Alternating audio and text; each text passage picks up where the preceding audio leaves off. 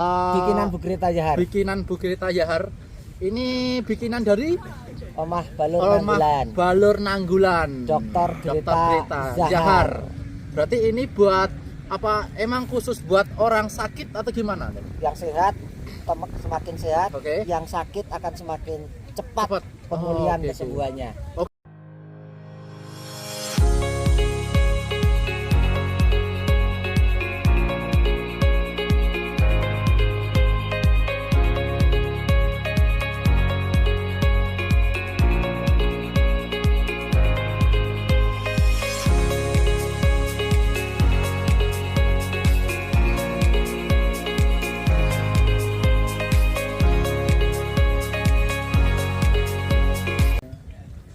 Assalamualaikum warahmatullahi wabarakatuh. Salam senja. Kita lagi di mana, Wi? Amsterdam. Kita lagi di Amsterdam, Negara tepatnya kincir angin. di tempat wisata kincir angin Zendik Sansezan. Dan ini jam 5 sore. 5 sore Senja. ya, asik lah. Cuacanya cerah, anginnya semilir, dan tadi sempat ada rintik-rintik Hujan sedikit lah. gerimis Bentar. sedikit, tapi bentar gitu. Mm.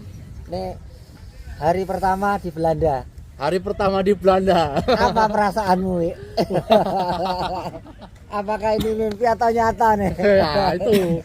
Apakah ini mimpi apa nyata? Jadi negara Belanda ini adalah negara Eropa kedua yang saya kunjungin. Ya. Negaranya itu sangat mempesona sekali ya.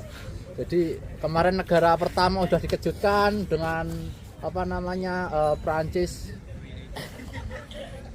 negara yang paling kelihatannya dari negara paling pertama yang aku kunjungi udah wow, ini yang kedua Katanya romantis wow, gitu ya. Katanya romantis buat anak-anak mudanya, Dan ternyata benar. Nggak bersih sih, bersih. Ya jangan sampai kita ini lah ngomongin jelek negara orang ya. Padahal ya Kita kalau di depan kamera harus kelihatan wah lah, Iya. wah lah. Ini perjalanan ke Sansezan. Berapa jam tadi dari Amsterdam tadi Dari sentral tadi mungkin setengah jaman, 35 menit aja 35 ya. menit, nggak Iya. jauh. Nggak jauh. Cuma Tadi 6 stasiun lah ya. 6 stasiun. Caranya mudah nggak? Nah, Kan itu kamu pertama ya. Orang kalau pertama biasanya kan bingung, bego, nanti nyampe apa enggak. Ternyata pengalamanmu, aku pengen ke Sansezan, riset sebentar di googling, langsung bisa berangkat dan nyampe ternyata. Ya. Mudah apa sulit ternyata? Mudah banget. Caranya gimana itu? Kalau di Eropa, khususnya kemarin yang pertama kita kunjungin itu di Paris, Belanda ini, kita ya cuman risetnya berdasarkan kita lihat di Google, di map di Google yang mau kita kunjungin di mana, wisata mana, kita cari sentralnya. Kalau di Belanda ini ada sentralnya itu. Namanya Amsterdam Central. Pokoknya Amsterdam bingung Central. kemana-mana ke situ dulu. Nah, itu ke situ dulu. Terus Kita kalau cari misalkan tempat wisata kincir angin di sini, ya udah tinggal nyari aja di mesin mesin, ya, mesin pencari. mesin pencarian tiket. ada. Terus di papanya Papan. itu juga ada. Dan untuk beli tiketnya itu pun ya sangat mudah sekali. Nah, ini penting juga ini kalau kita pakai kartu kredit. Gunanya kartu kredit saya baru tahu di sini. Tanpa antri ya. Tanpa antri. Kalau soalnya tadi itu memang ada tiket yang manual, Ya. yang pesen di penjagaan tiket. Informasi Tapi kan data. panjang banget itu. Panjang orang banget. antri. Nah, itu. Solusinya adalah pakai kartu kredit, kartu plastik ya. Caranya cuman ya tinggal kita pilih wisata yang kita kunjungin, terus kita bayar, sudah selesai. Sederhana itu. Klik tujuannya Sansezan. Sansezan. Nah, karena kita bertiga kan, Ya. itu ada pilihan kan. Nah, 3 Satu orang. tiket, 2 tiket, klik 3 tiket, klik, Terus keluar angkanya berapa euro, misalnya, angkanya 6 euro. Nah, langsung dicolokkan kartu mesinnya. hubungnya yang ada kode Visa Mastercard itu. Klik. Udah Nanti selesai. ada keterangan remove your ticket, artinya kludik tiketnya Nah, sudah keluar. sederhana itu Betul, ya. betul. Setahu saya kan kalau di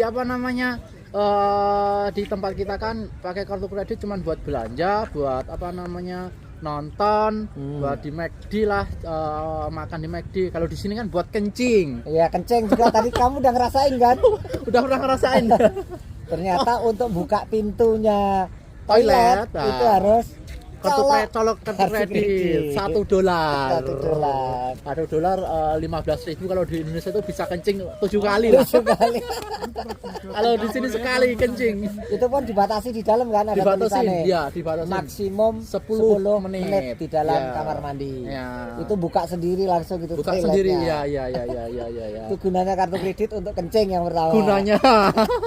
Nah, itu buat teman-teman pokoknya yang mau ke apa namanya jalan-jalan ke Eropa, khususnya kalau bisa sih harus pakai kartu kredit. Nah, memudahkan sekali. Jadi itu kan kita Yang pertama kencing, yang kencing. kedua beli tiket. Tiket kemana-mana, tiket apa namanya? Tiket bis, tiket kereta. kereta, Bahkan tiket masuk wisata yang berbayar. yang berbayar. Kan museum seks tadi itu. Nah, itu kita juga Kan baru bayarnya pakai baru kartu tahu kredit. kok ada museum seks. Nah, ini kan kita perlu masuk ini kita. Dan alatnya cuma kartu Kredit. Wah. nggak pakai antri. Itu kan kalau kartu apa namanya kalau kita bawa cash dari Indonesia kan dibatasin kan dia ya. Pernah itu siapa ya, Pak Hotman Paris ya? Hotman Paris, Yusuf Mansur itu bawa duit lebih dari 200 juta ditahan. Tahan.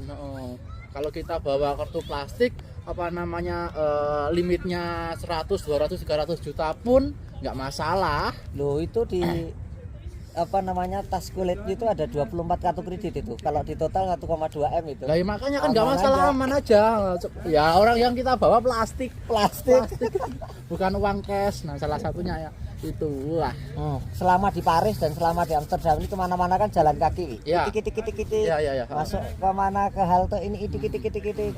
Cari lorong-lorong metro itu juga itu mungkin orang ngerasa pegal. Kamu lihat nggak? Aku nggak pernah kerasa Enggak, pegal. Ya itu. Apa rahasianya apa lagi kira-kira? Nah itu dari 2015 aku kalau tiap ke Eropa atau ke Amerika atau ke Australia atau kemanapun aku selalu membawa rokok stamina dari Omah Balur Nanggulan. Oh ini. Yang Rokok ini. ya, yang ini kan nomornya 38 nih. Ini untuk Oh, stamina rahasianya ini. Berarti rahasianya Om Ebo itu kalau keliling Eropa rahasianya cuma pakai rokok. Aku biasanya bawa 4 4 box ini. Oke. Baik untuk sendiri-sendiri maupun rame-rame teman-teman. Oh, Supaya oke. staminanya sama-sama tangguh. Dulu Bisa ada Ustadz dicoba, Syukur. Mas? Boleh? Oke. Gas. Ini Om Budi ini mau nyoba. Dulu Oke. Ustadz Syukur, Ustadz Muhammadiyah dari Lamongan itu Ya, badannya lemes itu hari ketiga. Tak suruh rokok ini, langsung bergas lagi. Lu kok bisa Mas Ebo? Ini khusus rokoknya yang nyiptakan seorang dokter fisika kimia, fisika kuantum Hah? yang memang meramu ini dengan asam aminonya untuk membuat kita selalu fit, metabolisme kembali normal seperti sedia kala sehingga kita seharian gerak mau berkali-kali berjauh-jauhan sejauh apapun tetap tangguh kaki ini. Kan wajah cerah Iya, tetap iya, toh. iya, oke, ha. Padahal kita Mantap, udah mantap. jalan berapa hari ini. Ini berarti Keluar rokoknya beda dengan rokok beda, yang beda. dijual Bukan. di umum, tempat ya, umum. kalau rokok umum itu rokok relaksasi namanya. Oke. Untuk membuat Ah, rileks ah, kerja ah, otak. ah, ah. Kalau ini Kalau ini? bisa menaikkan stamina dan mengembalikan metabolisme tubuh, Ah. menyeimbangkan antara aliran darah ke jantung baik vena maupun arteri jadi seimbang dengan asap ini. Kembali lagi ke Ustadz Syukur tadi itu Ya. sakit apa itu dan? Sebetulnya dia punya gejala jantung koroner, makanya Ah. kalau dia jalan jauh kan menggeh-menggeh. Ah. Ngapain Ustadz? Capek aku mau jalan panjang terus. Oh ini obatnya, tak keluarkan ini. Duh kok rokok obatnya? Sudah dicoba dulu, dia nyoba sebatang. Loh iya seger ya saya, tidak ngos-ngosan lagi. Begitu. Terus jantungnya berdebar-debarnya hilang. Ah. Akhirnya sampai hari ke-13, hari ke-12 itu seger terus dia, nggak pernah lemes, nggak pernah sakit, nggak pernah ngos-ngosan kalau jalan. Gara-gara rokok ini Ya sejak itu dia percaya bahwa rokok adalah hidayah buat hidupnya dan nggak haram. dan gak kamu perlu nyoba Oke, sebetulnya. oke. Ini aku mau nyobanya adalah pertama kalinya saya merokok. Pertama kalinya saya merokok Bikinan Bu Greta Jahar, bikinan Bu Greta Jahar. Ini bikinan dari Omah Balur Omah Nanggulan, Balur Nanggulan. Dr. Greta Jahar. Jahar. Berarti ini buat apa? Emang khusus buat orang sakit atau gimana? Yang sehat semakin sehat, Oke. yang sakit akan semakin cepat Cepat. pemulihan Oh, oke, kesembuhannya, Oke. terutama penyakit berat. Kamu coba deh. Karena aku ini pertama kalinya mau nyoba rokok ini pertama kalinya nyoba di Netherlands, Belanda. Nah, ini khusus aku ini Om Ebo yang nyalain koreknya. Iya. Ini kan koreknya harus dari Paris. Ya. Dari Paris nih tulisannya. Tulisannya dari Paris nih, Nah, wih. tulisannya Coba. tok. Bentar. Oh, anginnya kenceng banget ini, jadi harus tar, harus begini. Jangan didekatin asapannya. Nah, mari kita tepuk tangan Om Budi. Ini, kawan kita ini sudah dapat hidayah. Siap. Ini pertama kalinya saya merokok Tapi di harus dihisap Belanda. supaya nggak mati itu lampunya. Nah, biar nyala. Nah, kita ambilkan apa namanya air ya. Kalau mau minum bisa. Mumpung di sini air minum juga gratis itu loh di jalan-jalan. Oh ya, kita dapat air minum dari keran langsung tadi. ini. Dari keran langsung di Jansusan. Nanti dirasakan tidurmu akan jauh gitu? lebih nyenyak. Oke. Terus pagi kencingnya lebih banyak dan mengeluarkan toksin lebih banyak lagi. Kita nikmatilah suasana sore senja di kincir angin ini dengan ngudut Sebatang bersama. rokok, wih, Iya, dari karena kan Nanggulan fotonya travel Lebo aja kan Ngudut, ngudut dan traveling. Dan traveling. kita tiga-tiganya hari Sudah ini dijalankan. ada, oke. Kita traveling sambil ngudut, sebelum berangkat tadi kita Kita ngopi dulu, wih, luar Meskipun ngopinya biasa. jadi mahal karena euro. Cuma tinggal gesek gitu. Gitu. Om Budi gimana? Seneng sampai Sanjesan atau nggak seneng ini? Apa kesel? Alhamdulillah nggak seneng mas. Ya. Nggak seneng kalau cepet-cepet pulang. Ya emang. Jadi di sini tuh kayak apa ya? Betah, bikin betah Om itu. Di sini tuh bikin betah, terutama ademnya. Ya nggak bikin betah ada makanannya, nyarinya susah. Harus ke lorong-lorong Harus sempit ke lorong-lorong itu. sempit. Gitu. Apalagi tadi sempat masuk museum seks tadi loh. Ini kincir-kincir angin yang di Janjesan ini Ya. itu masih ada yang asli, dibuat tahun 1890. Yang di ujung-ujung sana itu yang untuk bikin kue-kue, Ya. coklat, kelompen. Oh ini memang ini ya, Nastar. untuk apa namanya, perputaran mesin itu ya? Ya, putar mesin, energi lah ya. Energi ya, berarti di Ya, bikin listrik bikin- digantikan apa aliran listrik itu digantikan dengan kincir angin. Ya, dan ini banyak karena banyak ada berapa puluhan tadi. Sebagian masih yang lama tahun 1800 dan dipertahankan sampai sekarang sekaligus jadikan sebagai objek Objek wisata. wisata. Jadi semua jadi tahu sejarahnya kincir angin plus ya keindahannya sampai sekarang masih berfungsi. Berarti sederhana ya, artinya ketika membicarakan bisnis ini adalah kincir angin ini adalah mesin untuk memproduksi coklat dan berbagai macam itu Dia produksi Di, UKM bisa itu. dimanfaatkan lagi untuk wisata. Ya. Kan Jadi luar dapat biasa ya, dua- dapat dua. double itu. Double ya, ya, ya, double keuntungan. Nama desanya makin terkenal dan sebagian orang yang kesini kan kalau pulang ke toko-toko yang di situ tadi lah itu produksi dari sini. Wah. Jadi duit lagi tuh. Bahan matangnya, produknya bisa dijual ke wisatawan lagi. Dan kita kalau keluar dari area tadi Oh. jajar-jajar kan udah toko-toko souvenir tuh. Ya, Iya, jadi kita foto-foto di sini pulang masih menggok pasti itu. pasti menggok ya Iya. wisatawan itu ya. Dari beli kue-kue, beli kelompen, beli gantungan kunci dan segala macam Termasuk- yang berkaitan dengan ya anu lah oleh-oleh wisata lah ibaratnya. Berarti home industrinya di sini buatnya, taruh sini, jualnya di sini. Oh. Dan ini Menarik sepanjang sih. tahun kecuali musim dingin ya. Mm-mm. Ini dikunjungi wisatawan sepanjang tahun itu berapa juta US dollar itu yang duit masuk gara-gara kincir-kincir tua yang dijadikan objek wisata. Dan memang ini ikon, salah satu ikon orang ke Belanda salah satunya pasti ke sini. Pasti ke sini. Kesan-kesan. Kecuali musim Mei, April. Kenapa Itu namanya musim semi. Uh-huh. Ketambahan lagi bunga tulip. Oh Jadi iya. selain lihat kincir angin, mereka akan ke kebun bunga tulip di apa Lille namanya daerah Oh, kawasannya. daerah Lille. Itu kira-kira setengah jam juga kalau dari Dari sini? Amsterdam. Jadi ini Amsterdam Central, kita lurus ke mana ini? Kincir Kincir Angin. Angin. Nah ini kalau agak mojok ke timur, ketemunya di Lile yang kebun tulip Oh, kalau guguran ada itu. di musim semi. Semi. Sekarang ini kan Oktober, Hmm. musim gugur ya. Yang bisa kita lihat ya ini Kincir Angin. Kincir Angin. Plus nanti malam pemandangan di Damrak.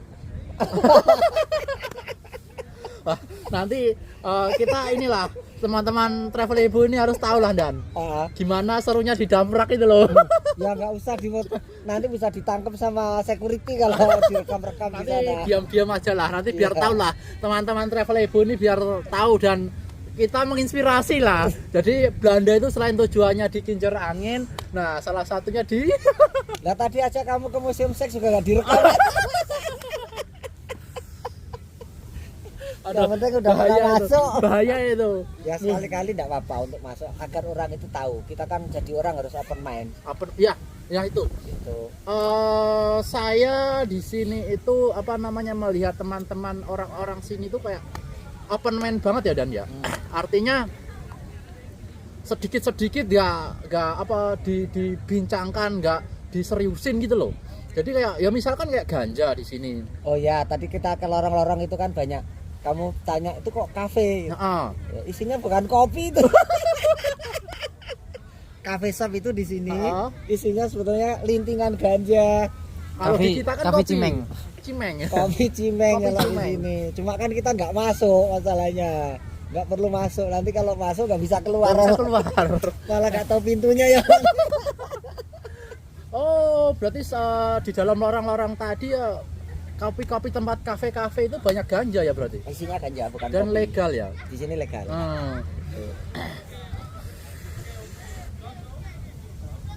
Ya itu maksudnya untuk apa namanya open mind-nya nggak tahu ya di sini katanya saya dengar-dengar adalah untuk kejahatan itu kan Oh ya hampir nol. hampir nol. Belanda itu termasuk negara yang bukan anti Tuhan ya, tidak mengenal Tuhan atau Tuhan itu nomor sekian lah, bebas. Oke. Itu hak bebas manusia mau percaya mau enggak sakarpe. Tapi hebatnya, anehnya dan uniknya penjara nggak ada isinya orang jahat, nol penghuni.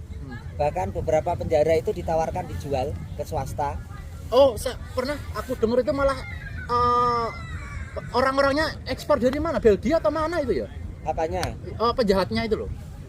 Ya. Kan nggak isinya kosong kan? Iya, disewakan istilahnya. Karena hampir ya nggak ada kejahatan berat lah di Belanda itu. Orangnya sangat sadar dan Padahal ya, nggak untuk agama di sini ya relatif nggak bertuhan, mereka cuek dengan Tuhan. Ini paling orang-orang tua kalau di Belanda ini yang masih percaya agama itu. Tapi gini, Om. Di negara kita ya, yang masuk mayoritas beragama Muslim lah katakanlah. Mayoritas beragama lah, entah Muslim, Kristen, Katolik dan lain sebagainya. Mayoritas beragama dan hampir tiap hari di apa namanya siaran televisi itu ya pengajian apa namanya kultum di pagi hari kita menjelang setelah apa bangun tidur itu pasti ada, nanti kita sore hari ada, nanti belum pengajian di lingkup sekitar, belum ada apa namanya ibadah mingguan. Nah kita itu hampir setiap hari dicekoki di apa namanya berikan informasi-informasi mengenai agama, mengenai kebaikan-kebaikan, dosa, surga, neraka. Nah kok malah negara kita yang tercinta itu banyak banget apa ya kejahatan ya. Aku berdoanya sih semoga kejahatan-kejahatan di kita itu berkurang, entah kejahatan begal, korupsi dan lain sebagainya. Ya karena kita udah dikasih apa namanya pembelajaran mengenai agama. Nah itu kok paradok. Saya melihatnya kok paradok gitu loh.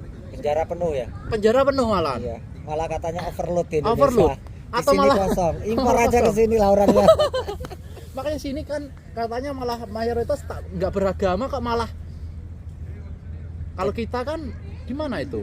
Ya kalau aku sih melihatnya karena dua hal aja. Yang Iya, pertama literasi masyarakat kita itu masih rendah. Literasi itu artinya ya salah satunya daya baca. Daya baca. Orang yang jarang membaca banyak buku dari banyak tinjauan, banyak tafsir, banyak sudut pandang. ya biasanya cara berpikirnya juga jadi sempit. Sempitnya pemikiran itu ya membuat cupet kan. Kalau sudah orang cupet, literasinya rendah ya namanya orang bodoh. Ya. Ya orang bodoh menjadi tidak tahu mana yang benar, mana yang salah, mana yang sopan, mana yang tidak. Akhirnya hajar dulu, sikat dulu, padahal itu salah. Dan tidak sadar bahwa itu bisa pidana. Dan itu menyebabkan akhirnya penjara penuh karena banyak orang melakukan kesalahan karena ya tidak tahu karena literasinya rendah. Jadi memang bangsa kita ini melompat, seharusnya melewati daya membaca yang tinggi dulu baru ke digital. Oke. Nah ini kita tradisi membacanya masih kurang, ditembak lagi dengan hiruk pikuk media sosial, Iya. dunia digital yang di situ malah benar salah orang menjadi tidak tahu. Nggak tahu. Ngawut. Ah, Ini yang benar, Yang informasinya yang mana, ini ngomong ini, satunya ngomong berlawanan, tidak ada kontrol. Dan karena durasinya pendek-pendek, ya itu bahasanya digital marketing, digital media itu ya. Bahasanya pendek-pendek. Pikiran yang cepet semakin sempit lagi. Oke. Karena tidak bisa membaca dari banyak logika, banyak sudut pandang, dari banyak buku. Itu bedanya di situ. Nah, di Eropa, di Belanda, kamu lihat sendiri kan, orang di stasiun, orang di bis, orang nunggu bis, orang Baca. bahkan di kereta sambil berdiri loh. Sambil baca. Masih baca dia. Buku, Di Paris buku. kemarin juga gitu, Iya, di iya. Belanda juga kayak gitu. Yang kedua prinsip keadilan, itu yang nggak ada. Kalau di sini itu kan memang negara memungut pajak, pajak dibikin untuk dikembalikan ke fasilitas publik supaya semua orang bisa menikmati transportasi gratis, kemudian kayak gini tempat wisata gratis, pendidikan murah, beasiswa sekolah banyak. Jadi orang, warga, masyarakat merasakan bahwa keadilan itu benar-benar dihadirkan oleh negaranya. Di kita enggak, ada gap yang tinggi. Jadi yang kaya banget, bisa korupsi ratusan miliar, yang miskin gembel-gembel banget nyari uang 10.000 sehari aja susahnya luar biasa. Lah itu membuat orang juga ada kecemburuan sosial namanya. Kecemburuan sosial memicu orang gelap mata. Kalau bisa hajar, kalau bisa begal, kalau bisa todong. Dan itu kan sebetulnya kriminal. Kalau ketangkep polisi ya akhirnya menghuni penjara juga. Jadi ketidakadilan yang kosong, literasi yang rendah, itu menyebabkan kriminalitas tinggi, penjara penuh. Meskipun ustadz, kiai, pastor, apa tokoh-tokoh agama bicara tentang kebaikan, tentang kesalehan, tapi kalau perutnya lapar karena ketidakadilan, kan ya akhirnya tetap Mau nggak mau bertindak kriminal akhirnya. Iya. Jadi sebetulnya harus ada penimbangan antara kajian yang sifatnya wacana dengan praktek nyata di sosialnya. Kalau kiainya bicara sedekah ya kiainya dulu kalau bisa itu praktek bersedekah kepada orang-orang yang tidak mampu misalnya begitu, sehingga ada tercipta keadilan. Saya kira kalau sudah kayak gitu kita bisa seperti Belanda, penjara kosong lah, karena semua orang merasa oh adil kok, tidak ada masalah, ngapain saya mengganggu merecoki orang lain. Oke. Kita juga menerima hak kita, selain kita ditarik pajak kita juga menerima pendidikan yang murah, kesehatan ke rumah sakit yang murah, kemudian fasilitas-fasilitas umum yang juga murah. Kalau itu terjadi ya moga-moga pemimpin Indonesia masa depan berpikir tentang wacana itu, karena mungkin ada calon-calon yang pernah lama hidup di luar negeri kan, bisa melihat bagaimana di luar negeri konsep keadilan kepada masyarakat itu diterapkan, pulang ke tanah air menjadi presiden atau menjadi pemimpin di sektor-sektor yang lain, bisa mempraktekkan itu untuk membuat keadilan bagi masyarakat kita di Indonesia. Itu kuncinya itu kalau kriminal mau hilang. Masih ada lagi nggak kita ngobrolnya ini? Oke. Atau nyambung sempat lagi? Nyambung lagi lah, orang masih Oke. banyak kok. Untuk hal mendasar apa yang perlu kita perbaiki? Mungkin ya dari kalau belum bisa orang lain, dari hal kecil apalah agar maksudnya mungkin ya dari entah dari menurut Om Edo itu entah dari segi pendidikannya.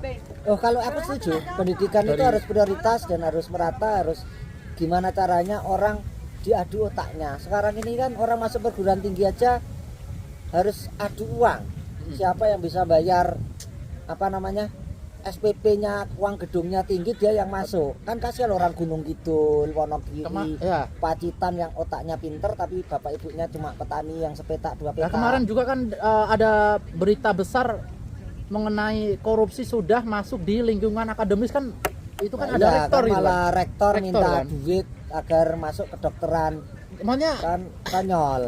apa ya? Jadi kayak apa namanya lingkungan akademisi apa koruptor sudah masuk di lingkungan akademisi itu kan Iya. parah, sudah parah Parah. itu. Sudah parah itu menurut aku. Jadi itu yang akan membuat Indonesia makin hancur kalau nggak dihentikan dari sejak dini. Dan yang kedua, sebetulnya saya itu berharap pendidikan taman siswa di Yogyakarta yang dulu sebelum kemerdekaan mempelopori adanya pendidikan budi pekerti, itu menurut saya sangat penting. Itu ada polisi nembak polisi, rektor minta duit ke orang tua mahasiswa, itu kan persoalan budi pekerti sebetulnya. Nah, kalau saya misalnya ini pengurus pendidikan taman siswa, saya akan masuk di peristiwa besar seperti itu untuk menyodorkan ke pemerintah kita, ke Kementerian Pendidikan DN kita, pentingnya kita kembali ke pendidikan tentang Budi pekerti itu. Bagaimana bersikap santun kepada orang tua, bagaimana menghormati orang lain, bagaimana bersikap kepada tetangga, bagaimana bersikap kepada orang tua, bagaimana cara berteman yang baik, bagaimana bersikap jujur terhadap uang, bagaimana manajemen waktu yang harus tepat waktu, disiplin dengan waktu. Pelajaran-pelajaran itu Disiplin nggak mengantri. ada. Iya, itu kan nggak ada di pendidikan kita. Setelah Padahal itu mendasar banget ya itu. iya, dan itu Paling sebetulnya mendasar ya? sudah ada di zamannya taman siswa, tapi kan digusur oleh pendidikan-pendidikan yang baru yang justru malah menghilangkan hal paling esensi dalam kehidupan manusia yang hubungannya dengan budi pekerti, dengan perilaku akhlak yang baik. Itu padahal Sekarang ini mendasar itu ya. duit, akhlaknya remuk, kebalik. Jadi menurut saya ya lebih berakhlak orang dulu daripada sekarang. Sekarang itu otaknya itu duit, nggak apa-apa nggak berakhlak. Kalau orang dulu nggak apa-apa, kita itu nggak punya banyak duit. Yang penting kita jadi orang baik, akhlaknya mulia, dihormati orang dan menghormati orang, dihargai orang dan menghargai orang. Sekarang duitnya banyak, orang sudah nggak ada hormatnya, koruptor gitu. Kan kasihan sampai 7 turunan anak cucunya nanti, wah kakekmu dulu koruptor loh, itu kan nggak keren sebetulnya. Iya. Beda dengan kakeknya dulu itu Ki Hajar Dewantara loh, kakeknya dulu itu Bos Cokro Aminoto loh, kakeknya dulu itu Syahrir Hatta yang ya secara keuangan nggak begitu kaya jadi konglomerat enggak, tapi namanya harum, seperti harumnya nama ibu kita Kartini. Saya kira itu dulu perbincangannya lebih. Masih Oke, teman-teman, panjang sebenarnya. travel bos, ini Oke. panjang. Tadi ini kita cukupkan. Kita akan utuh dulu beberapa batamu ya. Oh, siap. Ya, setelah itu kita sambung lagi dengan Siap. perbincangan yang lain. Oke. Sukses untuk semuanya. Jangan lupa ngopi, Ngutut dan traveling. Salam dari Senja, salam dari Netherlands Amsterdam. Amsterdam. Dadah. Ciao.